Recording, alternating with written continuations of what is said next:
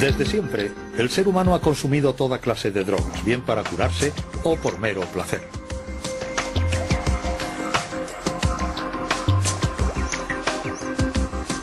Drogas y cerebro, tabaco y alcohol, venenos a la venta libre. Alcohol, cocaína, morfina, pero todas ellas hacen mella en el cerebro.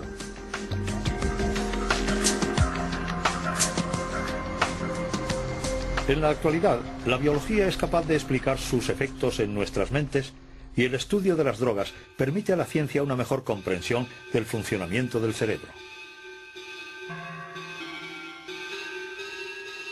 El tabaco y el alcohol en venta legal son las sustancias más consumidas del mundo. Los científicos, sin embargo, las consideran desde hace mucho tiempo como auténticas drogas. Consumida en el Caribe y en América Central como planta medicinal o ritual, el tabaco fue descubierto entre los siglos XV y XVI por los grandes exploradores. El francés Jean Nicot inició la cultura del tabaco en Europa y dio el nombre científico a la planta. Fumado, esnifado o masticado, el tabaco se puso rápidamente de moda y se distribuyó por el mundo entero. En la actualidad, más de 1.000 millones de personas fuman en todo el mundo. Los fumadores son 7 veces más numerosos que los consumidores de drogas ilegales. Concentración, vigilia y mejora de la memoria. Es, sin embargo, lo único que se puede esperar de un cigarro. Una paradoja que el neurofarmacólogo Jean-Paul Tassin estudia en una universidad de Francia. El fenómeno de euforia provocado por el tabaco es mucho más sutil que el obtenido con la morfina, que es mucho más potente, o los psicoestimulantes, lo cual no impide que precisamente al ser menos fuerte nos permita repetir y por tanto utilizarla, y lo digo entre comillas, en la vida cotidiana. Podemos pasar un día tranquilo fumando con regularidad, sin dejar de lado una actividad social normal. Se ha pensado durante mucho tiempo que el tabaco que los fenómenos de dependencia estaban relacionados con uno de los productos adictivos del tabaco, o sea, con la nicotina. De hecho, existe una contradicción. Todas las sustancias que provocan adicción en el hombre, como las anfetaminas, la heroína, la morfina o la cocaína, consumidas por los animales rápidamente y en cantidades importantes, les vuelven dependientes de estos productos. Pero si se les proporciona nicotina a los animales, no les va a interesar en absoluto.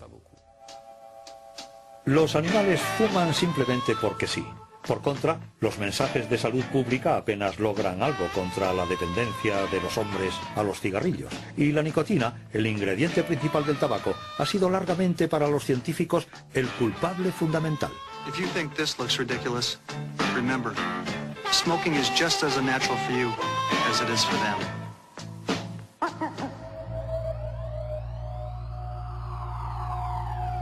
Sin las ratas y los ratones, jamás hubiéramos podido estudiar los efectos de las drogas. Comparten un gran número de sus genes con nosotros y las drogas desencadenan las mismas tempestades en sus cerebros. De hecho, la humanidad entera tiene una deuda moral con estos pequeños animales. Podemos drogar a las ratas, manipular sus genes e incluso diseccionarlas. Es la triste, pero necesaria labor diaria de los laboratorios que comparan el estado de estas ratas con las ratas controladas o normales. En su laboratorio de Burdeos, santo y seña en el estudio de las drogas, Martín Cadot estudia el comportamiento de las ratas frente a la nicotina.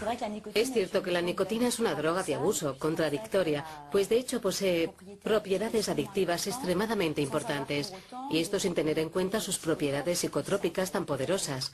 Digamos, por otra parte, que la nicotina no provoca cambios en el estado de la conciencia, contrariamente a lo que sucede con el alcohol, la cocaína o la heroína. El hecho de fumar, de consumir tabaco, aumenta la capacidad de concentración, la capacidad de reflexión y el nivel de alerta. Estas son las propiedades estimulantes del tabaco, pero al lado de ellas posee también propiedades calmantes en el sentido de que el hecho de fumar, y esto es una experiencia subjetiva vivida por el fumador, reduce el estrés. Mucha gente fuma precisamente en situaciones estresantes, así que es aquí donde encontramos los dos aspectos del efecto de la nicotina como algo en absoluto antinómico. Se da en muchas sustancias consumidas por el hombre. El alcohol, por ejemplo, puede tener efectos estimulantes y al mismo tiempo calmantes.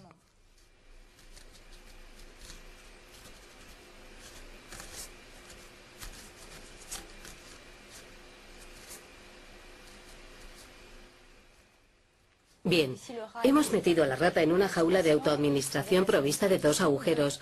Uno va a ser el refuerzo, es decir, que cada vez que el animal meta su hocico en dicho agujero, el ordenador va a activar una bomba que va a empujar la jeringa y que inyectará en la circulación venosa del animal una cantidad determinada de nicotina. El agujero llamado sin refuerzo no va a producir ningún efecto. A través de las sesiones de autoadministración, que en general tendrán lugar una vez al día durante varias semanas, veremos finalmente que el número de visitas al agujero con refuerzo irá aumentando según pasen las sesiones.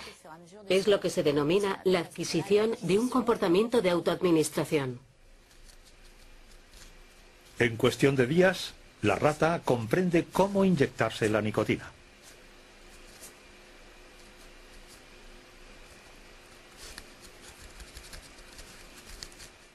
Por debajo de una determinada dosis, el animal no percibe la nicotina y no se autoadministra la droga, pero por encima de esa cantidad, la dosis se vuelve perceptible. Trabajamos con una franja extremadamente reducida y, contrariamente a lo que sucede con la cocaína, el animal consume bastante poca. Cuando alguien se fuma un cigarrillo, el humo del tabaco penetra dentro de sus pulmones, concretamente en la zona de los alveolos pulmonares, altamente irrigados de sangre. La nicotina, por ejemplo, pasa increíblemente rápida a través de los alvéolos y es conducida de manera veloz hasta el cerebro. Para hacernos una idea aproximada, en 10 segundos, en poco menos de 10 segundos, la nicotina inhalada llega hasta el cerebro, lo que corresponde a una inyección intravenosa en un animal. O sea, que a nivel de correspondencias de dosis es más o menos lo mismo. Es decir, para alguien que se fume, por ejemplo, un paquete al día, bueno, eso depende evidentemente de cómo uno se fume el cigarrillo. Si es una persona que le dé grandes caladas, que inhale muy fuertemente el tabaco, o más bien alguien que deje los cigarrillos a medias. Al final se van a ver diferencias de niveles de nicotina bastante considerables. Pero globalmente alcanzan más o menos unas concentraciones de nicotina que son equivalentes, en relación al peso, claro está, al peso del individuo. Así que para alguien que, por ejemplo, se fume un paquete de cigarrillos al día y considerando que a cada cigarrillo le dé 20 caladas, por 20 cigarrillos por paquete, da un total aproximado de 400 inhalaciones de nicotina al día. Es el equivalente a 400 inyecciones intravenosas de nicotina. Por tanto, es mucho, ¿no?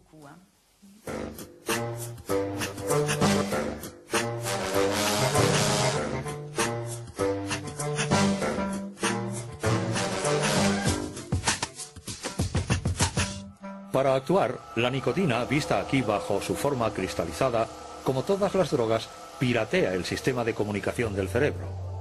Pues nuestro cerebro se pasa la mayor parte del tiempo hablando consigo mismo. Su buen funcionamiento se basa en el diálogo incesante entre nuestros 100 millones de células nerviosas, las neuronas.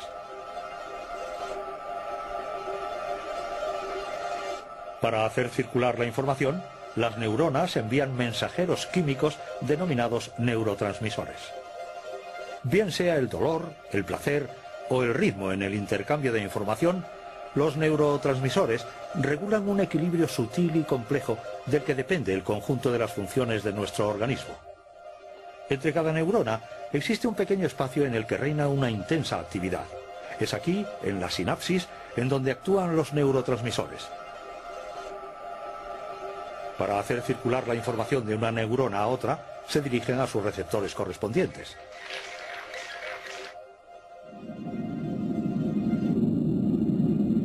Si la nicotina favorece la memoria y la concentración, es porque boicotea la red de comunicación responsable de estas funciones en el cerebro.